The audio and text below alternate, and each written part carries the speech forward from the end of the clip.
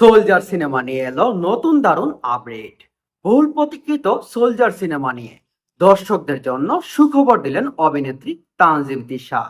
তিনি জানান, সিনেমাটির একটি গানের শুটিং এখনো বাকি রয়েছে। শাকিব খান দেশে ফিরলে পরিচালক সাকিব ফাহাদ সেই গানের শুটিংটি সম্পূর্ণ করবেন। এইদিকে সোলজার সিনেমার এডিটিং এর কাজ পুরোদমে চলছে। নির্মাণ সূত্রে জানা গেছে, সবকিছু পরিকল্পনা অনুযায়ী এগোলে আগামী আগস্টের মধ্যে সিনেমাটি মুক্তি পাওয়ার সম্ভাবনা রয়েছে। শাকিব খানের অ্যাকশন, নতুন চমক আর জমজমাটে গল্প নিয়ে সোলজার ইতিমধ্যেই দর্শকদের আগ্রহের কেন্দ্রবিন্দুতে পরিণত হয়েছে। এখন শুধু অপেক্ষা বড় পর্দায় এই প্রতীক্ষিত সিনেমাটি দেখার। আপনাদের কি মনে হয়, সোলজার সিনেমা ভালো হবে?